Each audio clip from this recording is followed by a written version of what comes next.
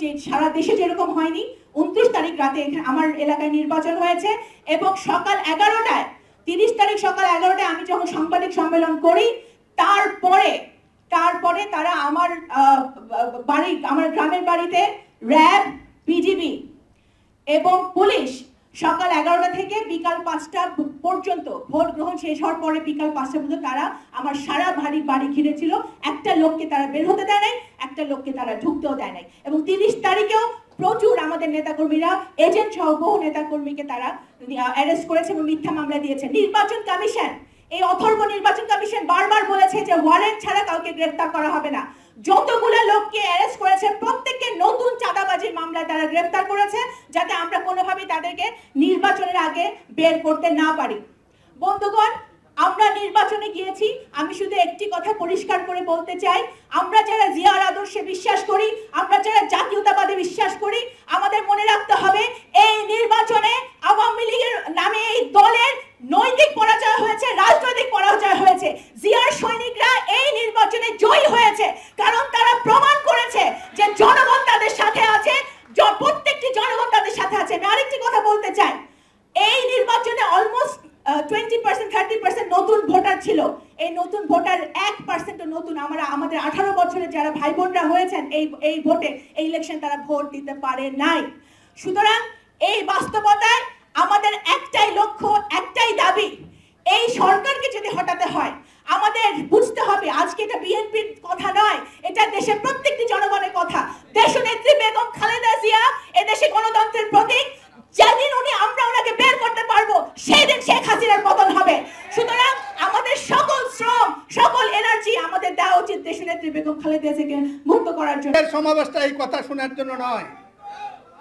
আমার বন্ধুরা যারা বলেছেন কেন পারলাম না আমরা প্রার্থী একত্রিত হতে, বৃদ্ধ বয়সে ডক্টর কামাল হোসেন নির্বাচনী অফিসে যেই শিক্ষা তাদেরকে দিয়েছেন, তারপরেও কেন আমরা অনুসরণ কিছু করতে পারলাম না, এইগুলো নিয়ে আমার মহাসচিব বন্ধু মির্জা ফখরুল ইসলাম আলমগীর, বাংলাদেশের অন্যতম সব্যসাচী রাজনীতিবিদ ডক্টর কামাল হোসেন এবং মোস্তফা মহসিন মন্টু, আসম আব্দুর রব, বিএনপি স্ট্যান্ডিং কমিটি মাহমুদুর রহমান্না, যারা স্ট্যান্ডিং কমিটির সদস্য ছিলেন গণফ্রন্টের ঐক্যফ্রন্টের, আমি তাদের কাছে জানতে চাই কেন পারি নাই। এর জন্য আমাদের যারা 300 প্রার্থী বানিয়েছিলেন তাদেরকে এবং প্রতি নির্বাচনী এলাকাকে 15-20 জনকে ডেকে আমাদের ভুল কোথায় পারি নাই কেন, এর একটা জবাবদিহিতা দরকার বলে আমি মনে করি। আজকে যারা যা বলেছেন আমি সব কিছু স্বীকার করি। সব পত্র একই জিনিস নাস্তুত্ব হয়েছে। পরিচালক ছিলেন একজন, সুতরাং দেখেন, অডিওতে দেখেন, ভিডিওতে দেখেন, একই রকম নাটক মঞ্চস্থ হয়েছে। এখন আপনারা বলবেন, মাননীয় বিচারকদের কাছে যে কথাটা বলার জন্য আমি দাঁড়িয়েছি, আমি লিখিত প্রতিবেদন দিয়েছি। এই প্রতিবেদনটি আমার কারাগারে থাকা অবস্থায় হয়েছে। স্যার, আমার ধারণা ছিল গ্রেপ্তার যখন করেছে, কুমিল্লা আদালতে গিয়েছিলাম, আমি জামিনে ছিলাম। ম্যাডাম খালেদা জিয়ার এই মামলা আমার নামও ছিল না। পরে যখন দেখলো যে মনিরুল হক চৌধুরী এখনো ফুরিয়ে যায়নি, তখন অনেকের উদ্যোগে, অনেক খাটার বিনিময়ে সাপ্লিমেন্টারি চার্জশিটে সর্বশেষ আসামি হিসেবে আমার নাম দেওয়া হয়, তাও বাপের নাম ভুল। সেই সুবাদে হাইকোর্ট থেকে জামিন পাই, আমি জামিনে ছিলাম। একদা নির্দেশ গেল মনিরুল হক চৌধুরীকে গ্রেপ্তার করতে হবে। তারও আগে থেকে এই অথর্ব একপক্ষীয় নির্বাচন কমিশন, যাদের থেকে তাকিয়ে জনগণের একদিন প্রস্রাব করানো অনুষ্ঠান করা উচিত।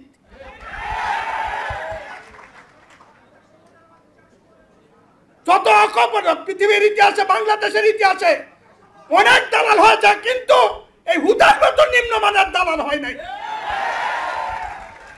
আমার স্যার ডক্টর কামাল হোসেন একবার প্রতিবাদ করেছিলেন, আমরা একটা ডিলও দিতে পারিনি। ঢাকা শহরে 20 জন প্রার্থী, 20 জন প্রার্থীর লোকে 200-500 লোক নাই, এ কথা আমি বিশ্বাস করি না। আর ধানের শীষের যে জোয়ার আবার ছিল মানুষ, এই একটি নির্বাচন বিনা পোস্টারে, বিনা প্রচারে অটোমেটিক ধানের শীষে রূপান্তর হয়েছে। আমার বন্ধুরা কেউ কেউ বলেছেন 300 আসনে বিএনপি জিতত বা ঐক্যফ্রন্ট জিতত। আমি এটা প্রায় স্বীকার করি, কারাগারে থেকেও। কারণ আমার কারাগারে 3.5 হাজার লোক ছিল। আমি আগে কারাগারে যাইনি। একটি কথা বলে রাখা ভালো, কারাগার বাংলাদেশের চেয়ে ভালো। টাইমলি খাওয়া, বিচার আছে, সকালবেলা কেস টেবিল, অসুস্থতার চিকিৎসা আছে, দুস্থতার সাহায্য আছে, নিরাপত্তা আছে 100%। আমি যেখানে ছিলাম সামনে 2 জন, পিছনে 2 জন, সন্ধ্যা 2 জন, 3 ঘন্টা 2 জন, 1 ঘন্টা পর পর জিজ্ঞেস করে আপনি ঠিক আছেন কিনা। এইটা বাংলাদেশে আমার মায়ের পর মারা যাওয়ার পর কেউ জিজ্ঞেস করে না, মাঝে মাঝে বউ জিজ্ঞেস করে। বুড়া কালে এটাও কমে গেছে। সুতরাং সে জেলে থেকে অন্য দুঃখ নয়, জেলে থাকার পর আমার জনপ্রিয়তা বেড়েছে, এইটা একটা অপরাধ হয়ে দাঁড়ালো। আমার মেয়ে মির্জা বন্ধু ফখরুল ইসলাম আলমগীর নেতৃবৃন্দ, আমি বিএনপি নেতৃবৃন্দের বিশেষ করে সম্পাদক মণ্ডলীর কয়েকজনের বক্তব্য শুনছি, তারা কয় খালেদা জিয়ার প্রোগ্রাম দেন, খালেদা জিয়ার মুক্তির প্রোগ্রাম দেন। বিএনপির যুগ্ম মহাসচিবরা যদি বলে যে খালেদা জিয়ার মুক্তির প্রোগ্রাম দেন, তো প্রোগ্রাম দিব কে? স্ট্যান্ডিং কমিটির মেম্বাররা মাঠ আর লোক কিছু পেলে কয় প্রোগ্রাম দেন, দিব কে? মনে হয় আমরা যারা প্রার্থী হয়েছি তারা দোষ প্রার্থী, আমরা প্রোগ্রাম দিই। এই জন্য একটা পর্যালোচনা দরকার। আমি সুনির্দিষ্ট বলতে চাই, দলকে দেশকে বাঁচাতে হলে এরকম একটি পর্যালোচনা যান। আজকের নির্বাচনী তথ্য আমি আমার লিখিত আকারে দিয়েছি, প্রত্যেক সদস্যের কাছে অনুরোধ, দয়া করে এটা পড়বেন। আর আপনারা একটি প্রতিবেদন প্রস্তুত করবেন। আমি বিশ্বাস করি আপনাদেরকে কে কি মূল্যায়ন করে এটা আমি বলবো না। বাংলাদেশে উচ্চ আদালতের বিচারকদের চেয়ে সমাজে আপনাদের মর্যাদা কোনো অবস্থাতে কম নয়। স্যার, এই ব্যাপারে আগামী 15 দিনের মধ্যে রায় ঘোষিত হবে, আপনারা শুনে নিয়েছেন। দরকার হলে সরকার পক্ষকে তাদের কথাও শুনেন, পুলিশের থেকেও কথা শুনেন, শুনে আপনারা একটা রায় দেবেন। এইটা হলো বক্তব্য জনগণের কাছে। তারপরে যদি ব্যাখ্যা লাগে, বিশ্লেষণ লাগে, আমরা যারা এখানে আপনাদেরকে শুনে নিতে আসছি, আমরা বাদী, আমাদের বক্তব্য আবার শুনবেন। আশা করি এই দায়িত্বটা আপনারা পালন করবেন, সেই আশা নিয়ে আজকে এই বক্তব্যটা আপনাদের কাছে রেখেছি। একটি কথা বলে আমার বক্তব্য শেষ করব। অভিযোগ করলে অনেক বলা যাবে। আপনারা বলতেছেন যে হাসিনা অনেক খারাপ কাজ করছে বা সরকার অনেক খারাপ কাজ করছে। কি করা উপায় ছিল? 22-23 তারিখের দিকে প্রথম একটু আশা ভালো ছিল। স্টিয়ারিং কমিটির সিদ্ধান্তে মির্জা ফখরুল প্রস্তাব করলেন যে আমরা সর্বশেষ প্রধানমন্ত্রীকে চিঠি লিখব। ডক্টর কামাল অনুরোধ স্বীকার করলেন। 3 দিন পরে চিঠি দিলেন, আমি তখন জেলে। চিঠির একদিনের মধ্যে জবাব আসলো। বাংলাদেশে সরকার প্রধান একদিনে চিঠির জবাব দেয়, এটা আর ইতিহাস ছিল না। যেদিন এই চিঠির জবাব দিয়ে সংলাপের আমন্ত্রণ জানালেন, তখনও উদ্দেশ্যটা ভালো ছিল যে কিছু কিছু, পরে খবর নিয়ে দেখে ইনশাল্লাহ তলা নাই। 295 সিট হিসাব করে দেখে বিএনপি পাবে, ঐক্যফ্রন্ট পাবে। সেই নির্বাচন সরকার হইতে দেবে কেন? করার জন্য যা করছেন সেটা করতে পারি নাই, সেই জন্য পর্যালোচনা ডাকতে বলছি। আমি জেলে ছিলাম, কোনো দল পাই নাই, সাথী পাই নাই। আমার মেয়ে ঢাকা বিশ্ববিদ্যালয়ের অধ্যাপিকা, সে যাইয়া যে সাহস, যে মনোবল নিয়া এই বিরাট এলাকা 91 কিলোমিটার লম্বা, 5,90,000 ভোট এই নির্বাচন পরিচালনা করেছে। শেষ পর্যন্ত সরকার আমার মেয়েকেও নির্বাচনে থাকতে দেয় নাই, বাধ্য করেছে। আগে আমার বাড়ি কোনোদিন রেড হয় নাই। একজন প্রার্থীর বাড়ি আগে 2 দিন ধরে রিড করা। আমার আত্মীয় স্বজন, বন্ধু বান্ধব যারা বাড়িতে ছিল তাদেরকে, আমার কর্মী, তাদেরকে ওই স্পটে গ্রেফতার করে 3 দিনের সাজা দিয়েছে। এইটা হচ্ছে বাংলাদেশের নির্বাচন। পরিশেষে একটি কথা বলতে চাই, আমার এক বোন সিরাজগঞ্জের প্রার্থী বলেছিল, সব জয় জয় নয়, সব পরাজয় পরাজয় নয়। এই নির্বাচনে হাসিনা জিতে গেলেন, দেশটা হেরে গেল, মানুষ হেরে গেল। যে দেশের জন্য মুক্তিযুদ্ধ করেছে কামাল স্যার, এই দেশটি টিকে থাকবে কিনা এর জবাব শেখ হাসিনা থেকে আদায় করার জন্যই ঐক্যফ্রন্ট জীবিত থাকুক, ঐক্যফ্রন্ট সম্প্রচার হোক, ঐক্যবদ্ধ হয়ে খালেদা জিয়াকে মুক্ত করে আগামী দিনে নতুন লড়াই শুরু হোক। এই প্রত্যয় নিয়ে ঐক্যফ্রন্টের রায় জাতি মেনে নেবে, এই প্রত্যাশায় তার উপর নির্ভর করে আমরা এগিয়ে যাব। আপনাদের সবাইকে ধন্যবাদ। অনেক কথা ছিল। আমাদের ভবিষ্যৎ প্রধানমন্ত্রী, সরকার প্রধান একটি অসত্য মামলা আজকে 6,000 মাইল দূরে। আমাদের আশা ছিল তৃণমূল নেতাদের, আমাদের তৃণমূল কর্মীদের আপনার উপর অনেক আশা ছিল। এত আশা আমি করেছি ব্যক্তিগতভাবে।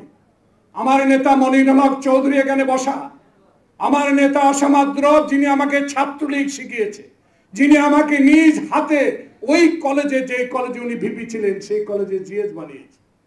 আমি অহংকার করে বলতে পারি, আমি বিশ্বাস করি ডক্টর কামালকে, আমি বিশ্বাস করি আমার দলকে। কিন্তু বেগম জিয়ার মুক্তির ব্যাপারে সরকার প্রধান আশ্বস্ত করার পরেও কেন জামিন দিলেন না?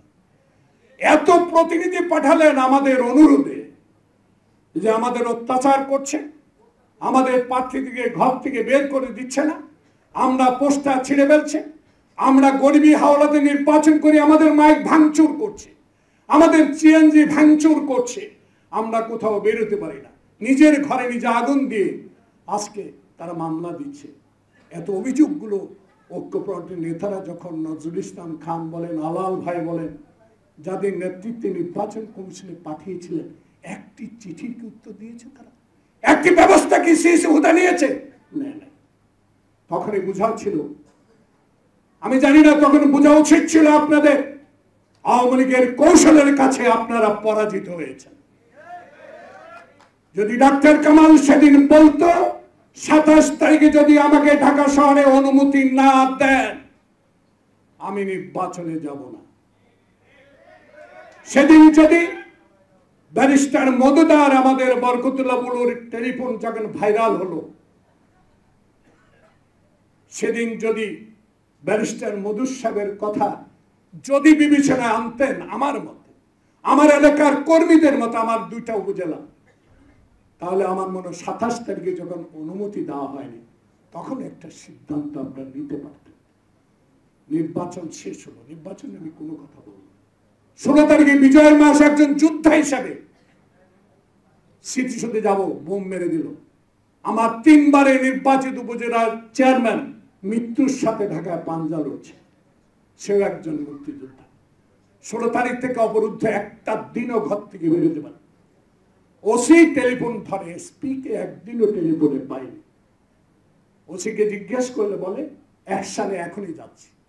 অ্যাকশনে যায়, বিএনপি নেতাদেরকে ধরে নিয়ে আসে।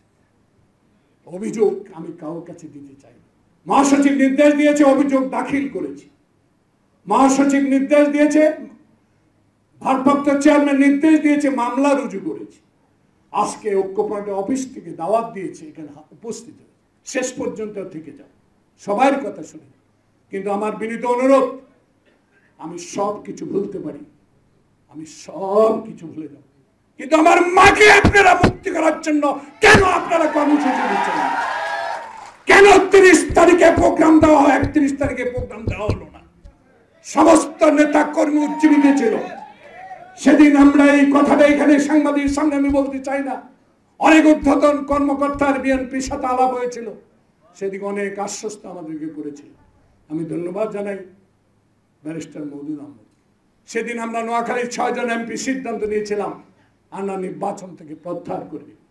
প্রিয় ভাইয়েরা, শেষ একটি কথা বলে বিদায় নিতে চাই।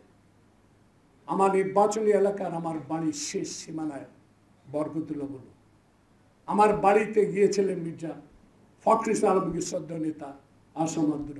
আমার বাড়ির সামনে আমার স্কুল, সেই স্কুলে বরকতুল্লাহ বুলুর ভোট কেন্দ্র, 2836 ভোট। আপনারা অনেকে বলেছেন এশার নামাজ, মাগরিবের নামাজ, তাহাজ্জুদের নামাজ, ফজরের নামাজ কোন নামাজ না। লেখেন মাননীয় জুরিডিবৃন্দ, যেদিন টিএনও অফিস থেকে সহকারী রিটার্নিং কর্মকর্তা ব্যালট দিচ্ছিল হিসাব করে, ও ভারপ্রাপ্ত পুলিশ এবং প্রিজাইডিং অফিসারের হাতে একটা খাম দিয়ে বলা হয়েছে, আপনারা পারলে এখনই ভোট সিল মেরে ভরে দিবেন। এইরা সব ছাত্রলীগের কর্মী। আপনি একটা জিনিস দেখেছেন, সারা বাংলাদেশে প্রাইমারি স্কুলগুলো বাউন্ডারি দেওয়া হয়েছে, একটা মাত্র দরজা, একটি। আমি জানি না, আমার নির্বাচনী এলাকায় 165টি কেন্দ্র, 4 লক্ষের অধিক ভোট, 2টি উপজেলা, একটা প্রাইমারি স্কুল নাই যেখানে একটি দরজা। 29 তারিখে দুপুর 12টা থেকে সমস্ত দরজা গেট বন্ধ, একটা এজেন্টও ঢুকতে পারে না। 13টি মামলা বিস্ফোরক, সবাই জয়নাল আবেদিন, ব্যারিস্টার মওদুদ, ব্যারিস্টার খোকন জামিন করে দিয়েছে। 536 জন জেলে বের করে নিয়ে আসছে। এখন শেষ কি হচ্ছে জানেন? সবচেয়ে এখন ক্ষতি হচ্ছে বাইক ভাঙ্গার টাকা, সিএনজি ভাঙ্গারের টাকা, মামলার টাকা, ঘর বাড়ি ভাঙ্গার টাকা, কর্মীদেরকে রক্ষার টাকা, এগুলো জোগাড় করতে আমাদের প্রার্থীদের জীবন হিমশিম খাচ্ছে। মাননীয় মহাসচিব, বিনয়ের সহিত আপনাকে অনুরোধ করি, এই কথাটা বলে আমি বিদায় নিতে চাই। আমার 2 ফুপু ছিল, একসাথে ঘুমিয়ে আছে, টিনের ঘর, মাটি নিচে, চোর শীত কেটে ঢুকছে।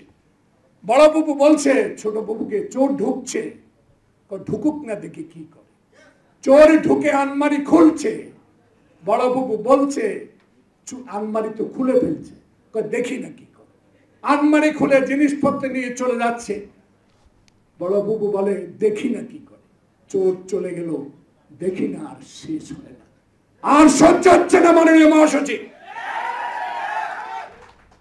অনেকে বলে ঢাকা মহানগরে কি নাই, সবে আছে। আমি বিশ্বাস করি একজন রাজনৈতিক কর্মী হিসাবে সবে আছে, পরিচালনার লোকও আছে। বিড়ালের গলায় ঘন্টা বাঁধবে কি? আগে নিজেরাই ঠিক করেন। শেষ প্রস্তাব দিয়ে যাই, আজকে গণশুনানি প্রয়োজনে কৌশলে আমরা কোথাও ভুল করেছি কিনা দলের জন্য একটু শুনানি করা প্রয়োজন। সবাইকে ধন্যবাদ। আসসালামু আলাইকুম।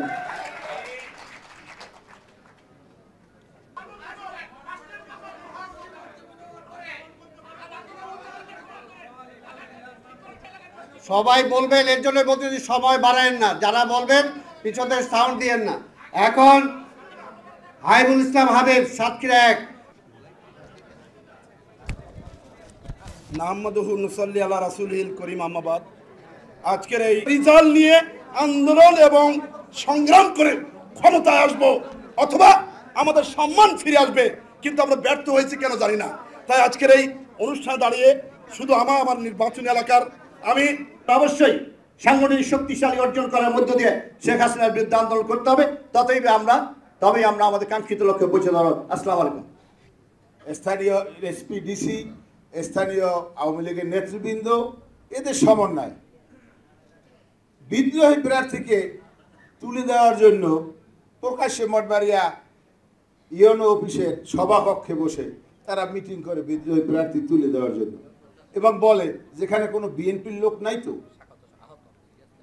এবং এরপরে 2 জনকে বসাইল, বিদ্রোহী প্রার্থী উঠবে না, তাকে খুব থ্রেট করা হইল এবং তাকে বলা হইলো আপনাদের 2 জনের জুরিতে যে ভোট আছে এর চাইতে তো আপনাদের প্রতিপক্ষ প্রার্থীর আপনাদের 2 জনের চাইতে 3 গুণ বেশি আছে, তাই লাফার কোনখানে।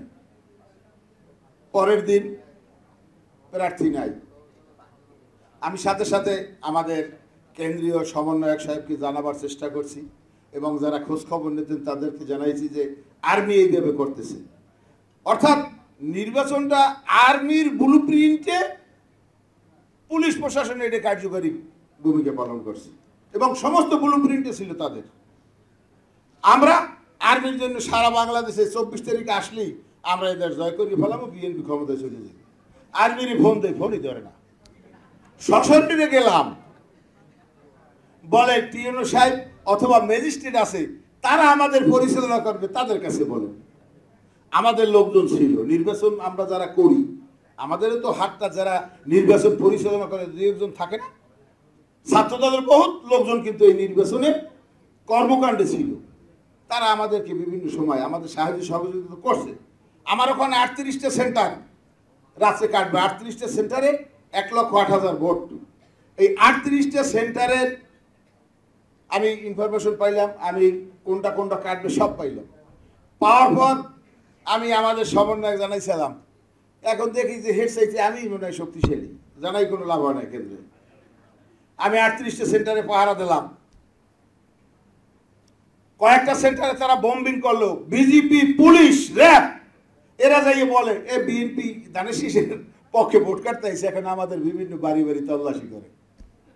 সমস্ত আমাদের যারা কর্মী সমস্ত লোকজন বাড়ি বাড়ি তল্লাশি, তাণ্ডব, এবং এক পর্যায়ে তারা পাহারা দিয়ে রাখছে। এবং ভিতরে বসে রাত্রে ভোট কাটছে। সুনামি সারা বাংলাদেশে হয়েছে। আমরা এই সুনামিতে রক্ষা পাইয়া এখানে এখনো আজকে এই শুনানিতে আসতে পারি, এই জন্য আমি আল্লাহ লাখ লাখ শুকরিয়া জ্ঞাপন করছি। আর পরিশেষে আমি একটা কথা বলবো, আমাদের ভালো লাগে না কিন্তু এখন। কেন লাগে না? নেতৃবৃন্দের আচরণ আমাদের পছন্দ হয় না, কিন্তু সমন্বয়হীনতার অভাব আমরা লক্ষ্য করি। বেগম খালেদা জিয়ার মুক্ত করতে হবে আন্দোলনের কর্মসূচি চাই। 300 জন প্রার্থী আছে। কিভাবে দায়িত্ব ভাগ করা হয়? জেলার নেতৃবৃন্দ আছে, কেন্দ্রীয় নেতৃবৃন্দ আছে। এদের এই যে ঢাকা কেন্দ্রিক করবেন, ওই গ্রাম থেকে সব প্রার্থীরা লোক নিয়ে আসবে, নেতৃবৃন্দ লোক নিয়ে আসবে। সঠিক কর্মসূচি চাই, খালেদা জিয়ার মুক্তি চাই, তা নাহলে কিন্তু আমাদের কারো মুক্তি হবে বলে আমি মনে করি না। আর গত পরশুদিন এই চকবাজারে যে অগ্নিকাণ্ড ঘটেছে, সেই অগ্নিকাণ্ডর কাছ থেকে বেগম খালেদা জিয়া একটি পরিত্যক্ত জেলখানায় তিনি কিন্তু বসবাস করেন। ওখানে যে আগুনটি যে আসতে পারতো না, এটা কিন্তু নাই, এটা কিন্তু আমরা বুঝিনি। আল্লাহর রহমত করছে সামান্য একটু দূরে। অতএব বিএনপির পক্ষ থেকে আমরা এর বিবৃতি চাই, বেগম খালেদা জিয়াকে পরিত্যক্ত জেলখানা থেকে অন্যত্র স্থানান্তর করা হোক। যে কোনো সময় এই পুরান ঢাকায় অ্যাক্সিডেন্ট করতেই পারে। অতএব আহ্বান জানাবো তার জন্য এই একটি বিবৃতি দেওয়া হোক, এবং ঐক্যফ্রন্টের নেতৃবৃন্দকে অনুরোধ করব আগামীতে সুন্দর ভেবেচিন্তে মানুষকে সম্পৃক্ত করার জন্য এভাবে না, আরেকটু পরিসরে এই শুনানিটা না বাইরে হইলে ভালো হচ্ছে। ঘরের মধ্যে না, একটু বাইরে বাইরে নেই। এত ভয় পাইলে কিন্তু মুক্তও করতে পারবেন না। আর খালি বক্তব্য আর টেলিভিশনই শেষ, কাজের কাজ কিছুই করতে পারবেন না। অতএব একটু ভয় লাড়াছাড়া দিয়ে ওঠেন। অতএব আহ্বান জানাবো সবাইকে ঐক্যবদ্ধ থেকে সাহস নিয়ে আগামী দিনের কর্মসূচি ঘোষণা করার জন্য। ধন্যবাদ সবাইকে। সালাম আলাইকুম। শেখ মুজিবুর রহমানের মিলাদ এই নামে ত্রাসের রাজত্ব কায়েম করেছে।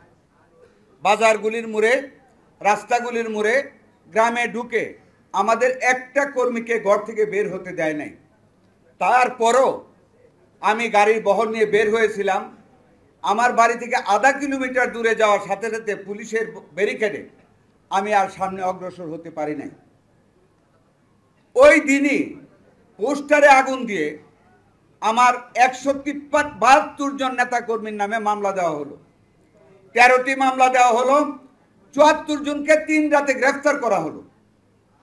আমার বেলাব উপজেলার সভাপতি এবং উপজেলার চেয়ারম্যান নির্বাচিত, তাকে গ্রেফতার করা হলো।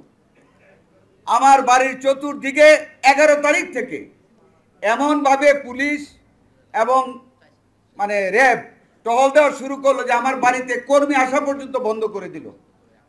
তার মধ্যে 13 তারিখে একটা প্রোগ্রাম দিয়েছিলাম। আল্লাহর কাছে শুকরিয়া আদায় করি, মাননীয় জুরি বোর্ড আমার 2টি ইউনিয়ন যখন আমি গণসংযোগ শেষ করে মনোহরদী হেডকোয়ার্টার পাড়ি দিলাম, সেই গণসংযোগের পিছনে রামদা দিয়ে হামলা করা হলো। আমি সামনে খবর পেয়ে থামলাম। 3 মিনিট দেরি হলো না, পুলিশ সহ 4-5টা কালো মাইক্রোবাসের ভিতরে রামদা ভর্তি। কোত্থেকে যে এই রামদা কাভার দেওয়া, হুট করে এসে নেমে কুবানি শুরু করলো। একটা কুব আমার গলায় দিল। 1 ইঞ্চির জন্য আমার গলায় লাগলো না। পিছনে একটা কর্মী লাফ দিয়ে আমাকে বাঁচানোর জন্য আসতো, তার হেলমেটে লাগলো। হেলমেট বেদ করে 1 ইঞ্চি পরিমাণ তার মাথা গর্ত, আজকে সে প্যারালাইজড। মেডিকেল ট্রিটমেন্ট করানো হলো বাগলপুর থেকে ঢাকা মেডিকেল। ওইখান থেকে তাকে এখন বাসায় রাখা হচ্ছে। অর্ধেকটা শরীর নার্ভ ছিঁড়ে গেছে, প্যারালাইসিস হয়ে গেল। আরেকটা কর্মী রামদায়ের কুক্ষে একই দিনে রাস্তায় পড়ার পরে তার উপর দিয়ে সিএনজি চালিয়ে, তার একটা ছাটনিও বাম দিকে নাই, হাসুলি নাই। নির্যাতনের পর নির্যাতন, তার ভিতরে কাজ চালিয়ে গিয়েছি। 22 তারিখে একটা প্রোগ্রাম দিয়েছিলাম বারুইচা, যে বারুইচাতে আমাদের নেত্রী সিলেট যাওয়ার পথে সবচেয়ে বেশি জনসমাগম হতো। সেই বারুইচা পুলিশকে জানালাম, বলল স্যার যান, কোনো অসুবিধা নাই। আমি প্রায় 2-3 হাজার লোকের বেশি গণসংযোগে আমি সাথে নিয়ে ব্রিজটা পার হলাম। সামনে দেখি সমানে রামদা আগ্নেয়াস্ত্র সহ তারা এগিয়ে আসতেছে। ওসি সাহেব আমার কাছ থেকে দূরে গিয়া ওদেরকে বলে, সরি ফর মাই ল্যাঙ্গুয়েজ, যে খানকির পুতেরা আমরা আগে মারবো না, তোরা আগে মার ধরবি। এই কথা বলার সাথে সাথে আমি আমার কর্মীদেরকে বললাম, তোমরা সব সরে যাও, কারণ আমরা তো নিরস্ত্র। আমরা যদি রামদা নিতে পারতাম, কিন্তু আমাদেরকে অ্যারেস্ট করে দলীয় ভাবমূর্তি খারাপ করতো সারা পৃথিবীকে মিডিয়াতে দেখিয়ে। আমি বিডিআর গাড়ির কাছে গিয়ে পরিচয় দিলাম যে আমি একজন ক্যান্ডিডেট। আমাকে এসপি সার্কেল বলে যে আপনি why you have come to be exposed here.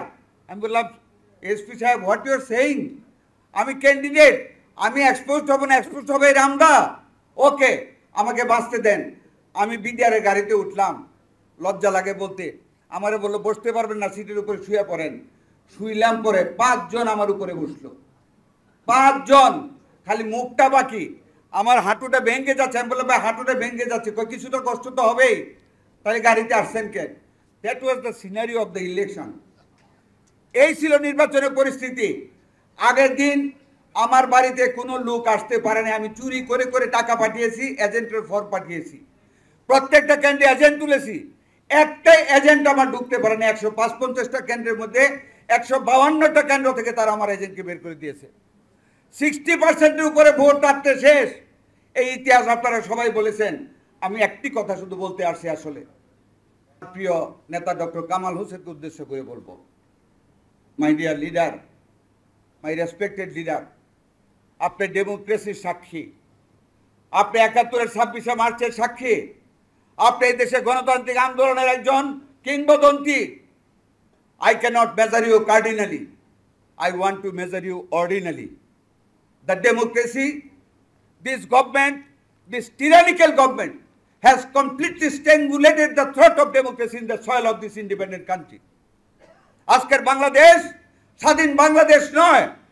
একজন রিকশাওয়ালা আমাকে বলেছে নির্বাচনের পরে যে স্যার পাকিস্তানি তো ভালো ছিল শুনেছি, ভোট হয়তো, আমরা তো ভোট দিতে পারি না।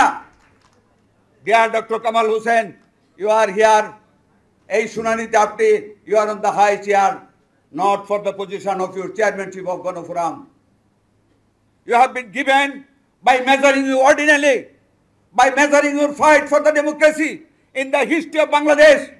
আজকের বিএনপি একটা অর্গানাইজেশন নয়, আজকে BNP is representing the country of 18 crore peoples of Bangladesh.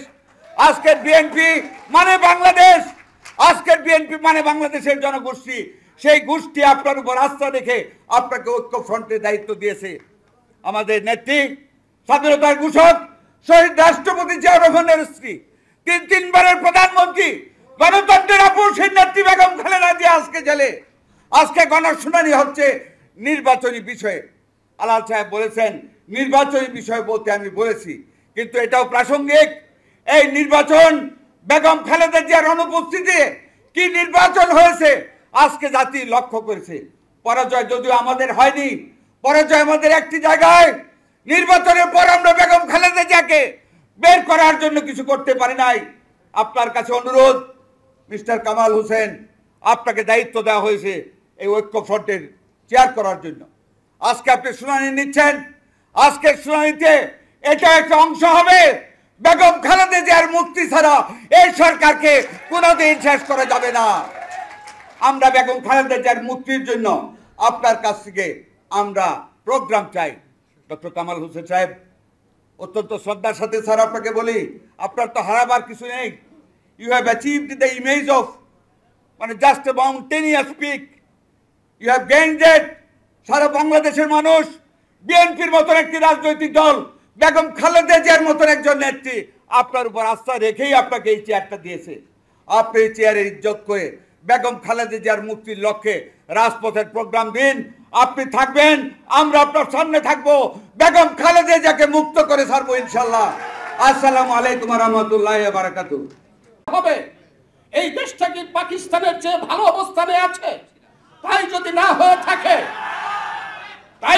হয়ে থাকে, তাহলে আপনারা কেন একদিন আমাদেরকে স্লোগান দিতে শিখিয়েছিলেন তোমার আমার ঠিকানা পদ্মা মেঘনা যমুনা?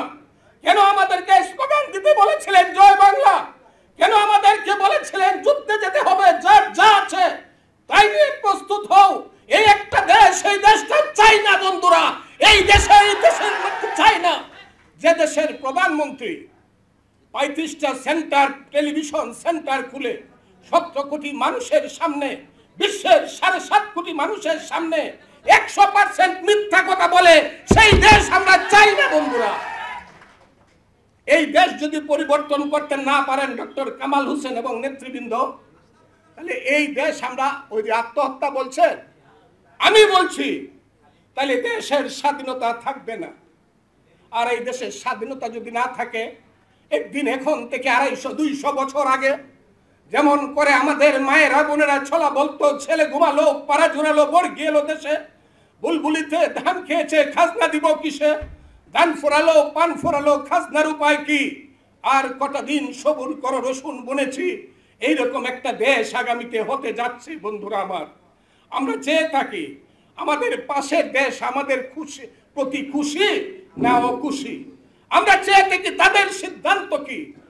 এই সিদ্ধান্ত নিয়ে যদি আমাদের রাজনীতি চলে, জীবনে কোনোদিন আমাদের মুক্তি আসবে না। বন্ধুরা, আমি আজকে আপনাদের কাছে পরিষ্কার ভাবে বলতে চাই, মীর জাফরের জয় গৌরবের নয়, সিরাজউদ্দৌলার জয়, সিরাজউদ্দৌলার জয়, সিরাজউদ্দৌলার পরাজয় কোনো গ্লানির নয়, ইমাম হুসেনের পরাজয় কোনো গ্লানির নয়, ইয়াজিদের পরাজয় গৌরবের নয়। বন্ধুরা, 30শে ডিসেম্বরের হাসিনার নির্বাচনের জয় কোনো গৌরবের নয়। বন্ধুরা, মীর জাফরের জয়, ইয়াজিদের জয় যেমন, হাসিনার জয় তেমনি তেমন। আমি আমার বক্তব্য এই কথা বলে শেষ করতে চাই। একটা কবিতা শুধু বলবো আমি, সেই কবিতাটা হলো, এত দীর্ঘ রাত হয়, অন্ধকার হয় এত গাঢ়, নক্ষত্র মেঘে ঢাকা, ঘরে ধরে বাতি নাইকো কারো, অন্ধকার সর্বব্যাপী, জোনাকিরও লেগেছে মরক, অন্ধকার সর্বনাশী, অন্ধকারে বাংলাদেশ নরক, সেই অন্ধকারে কে আলু জ্বালবে, সেই আলু কি ঐক্যফ্রন্ট জ্বালতে পারবে? এই কথা বলে আমি আমার বক্তব্য শেষ করছি। খুদা হাফেজ। কোনোটাই উনি বাস্তবায়ন করেন নাই। তো তারপরেও যখন এই ঘটনাগুলি ঘটলো, সত্যিকার অর্থে আমাদের আজকেও কোনো নেতা কর্মী বাইরে নাই যারা ব্যবসা করত।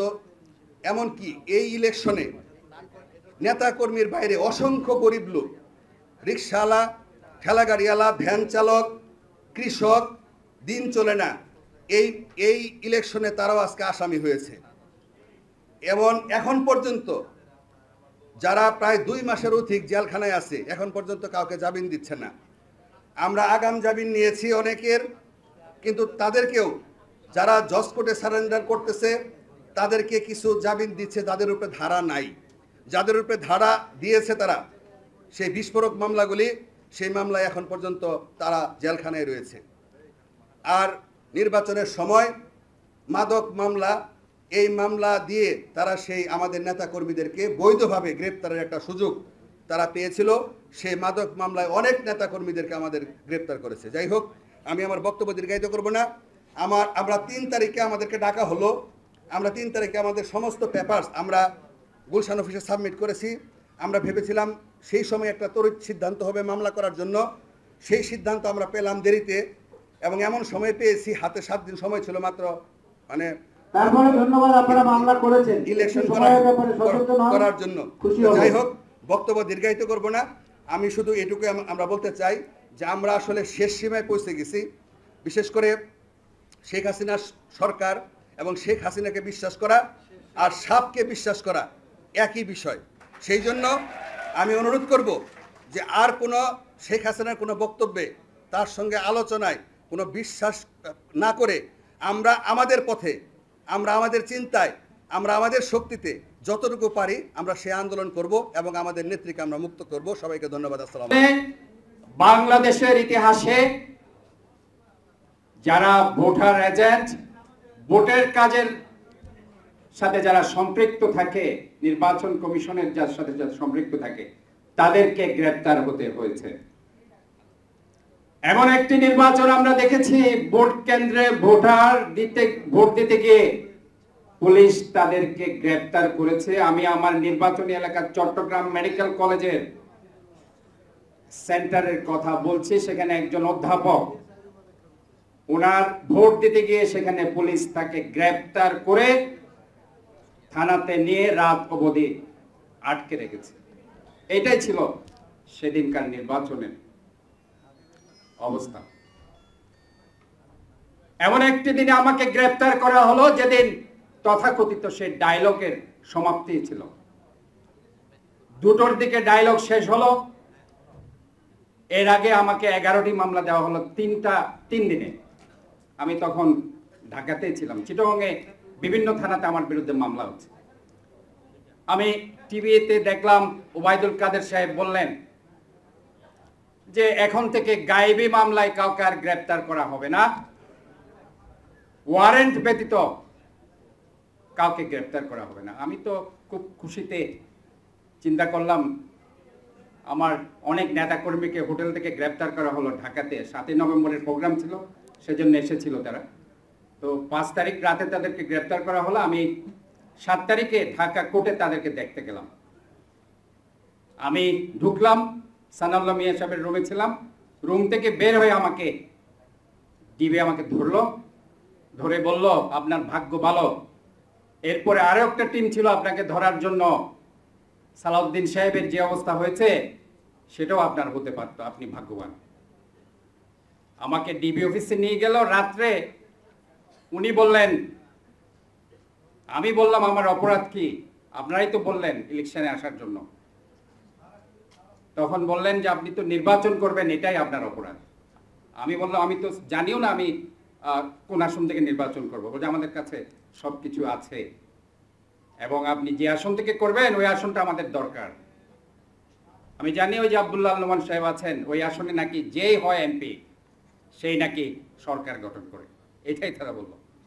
তো এই ছিল সেদিন 7ই নভেম্বর, যেদিন ডায়লগ শেষ হলো সেদিন আমাকে দিয়ে তারা গ্রেপ্তার করা হলো। আমি কিন্তু অনেককে খবর দিয়েছি যে বিনা ওয়ারেন্টে গায়েবী মামলায় আমাকে গ্রেপ্তার করা হলো, যেখানে আমার বিরুদ্ধে কোনো ওয়ারেন্ট নাই।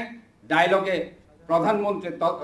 প্রধানমন্ত্রী বললেন শেখ হাসিনা যে ওয়ারেন্ট ছাড়া গ্রেপ্তার করা হবে না, কাজে সেদিন গ্রেপ্তার করা হলো। কাজে সেই ডায়লগ থেকে শুরু হলো মিথ্যাচার, কিন্তু আমরা কিছু করতে পারলাম না। এরপরে আসেন প্রতিটি জায়গায় প্রার্থীর উপর হামলা, মামলা, নির্যাতন। আমার চট্টগ্রাম কারাগারে ইউজুয়ালি 2000 বন্দী থাকে, কিন্তু সেখানে আমরা দেখেছি 11,000 বন্দী ঠিক 26, 27, 28, 29 তারিখ ডিসেম্বর, এবং সবারই সেখানে গায়েবী মামলা, কোনো কিছুই করেনি। ওই গায়েবী মামলা দিয়ে তাদেরকে রেখেছে। এক অমানবিক দৃশ্য সেখানে, যেটাকে আমরা বলি সাইডলাইন পজিশনে তাদেরকে শুতে হয়, ইলিশ ফাইল বলে এটা। এভাবে হাজার হাজার নেতাকর্মী সেখানে, বিশেষ করে আমাদের এই 4টি আসন চট্টগ্রাম 9, 10, 11, 8, ম্যাক্সিমাম নেতাকর্মী সীতাকুণ্ড, সাতকানিয়া সব জায়গায় সেখানে আছে।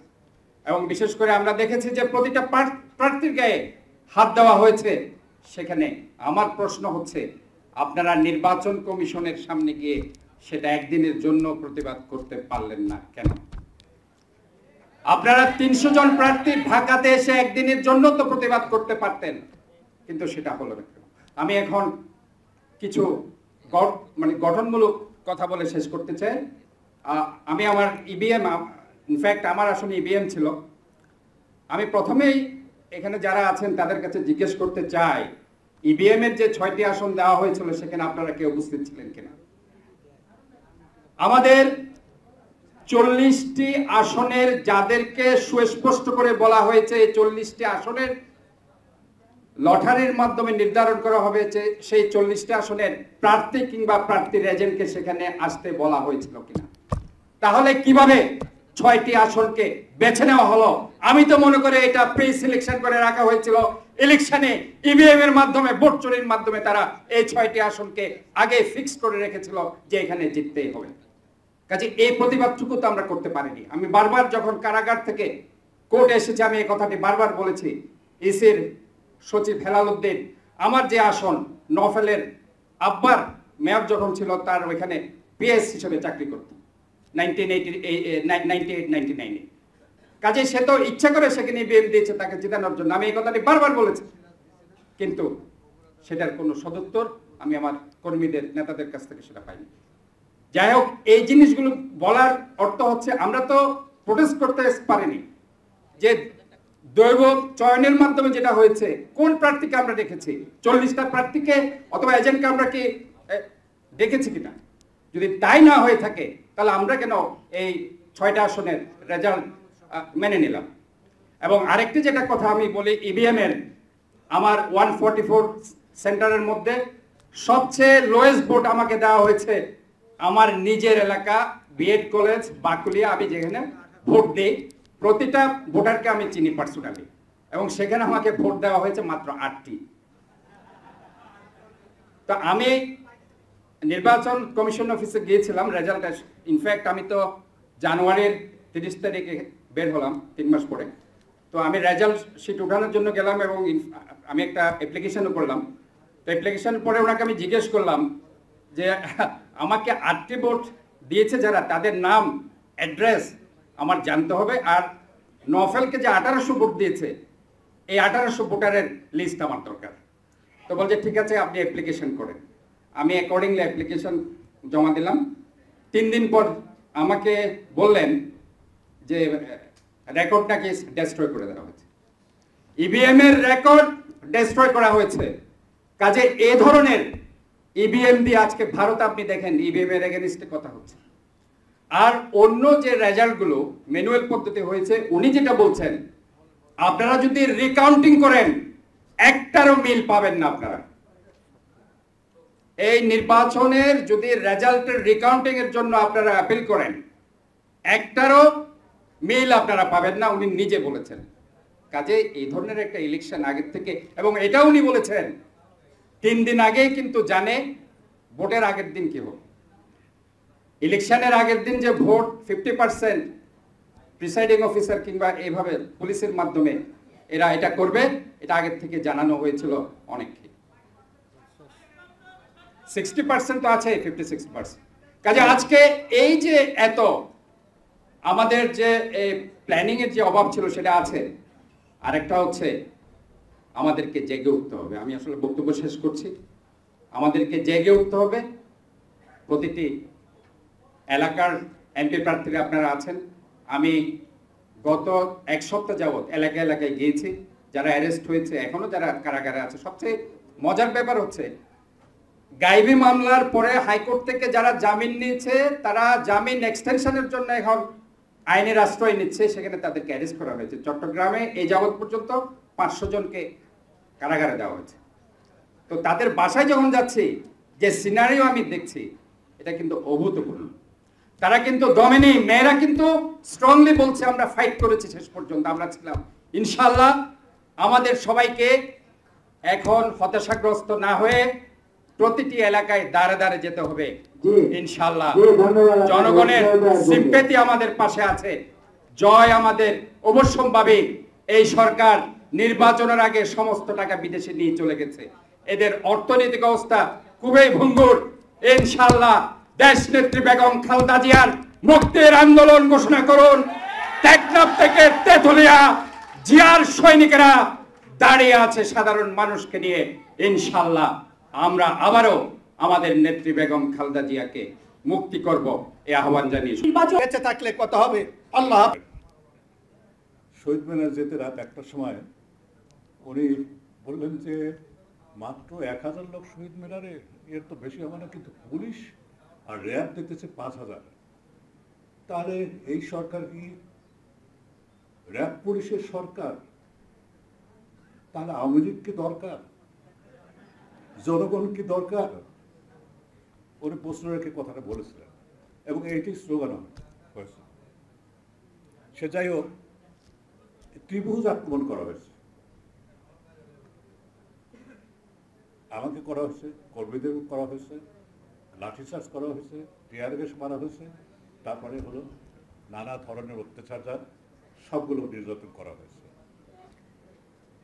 আর একটা কথা আমি বলতে চাই, সেটা হলো এই, আমাদের অত সাক্ষী প্রমাণের দরকার নেই। একটা কাজ আপনারা যারা আছেন সবাই মিলিয়ে করতে পারে কিনা। অনেকে মামলা করেছেন, মামলার অভিজ্ঞতা আমার খুব তিক্ত, সেজন্য এবার মামলা যায়নি, ঘৃণা করে যায়। সে কাজটা হল কি, যে কোনো 2-3টে সেন্টারের প্রত্যেক এলাকার ব্যালটের মুড়ি, যাকে বলে মুড়ি বই নিয়ে এসে, আগে একজন বলেছেন মুড়ি বই নিয়ে এসে ফিঙ্গার প্রিন্টগুলো মিলান, দেখেন একটা লোক কতশো ভোট দিয়েছে। একটা লোক কত সব ভোট দিয়েছে কিংবা 5টা লোক কত সব ভোট দিয়েছে। আমি 70 সনে নির্বাচিত পাকিস্তান জাতীয় পরিষদ সদস্য, 73 সনে নির্বাচিত, তারপরে কয়েকবার নির্বাচিত। আমাদের শ্রদ্ধেয় ডক্টর কামাল হোসেন সাহেবের নেতৃত্বে বসে বসে আমাদের জন্য দোয়া করে। এখান থেকে 6000 মাইল দূরে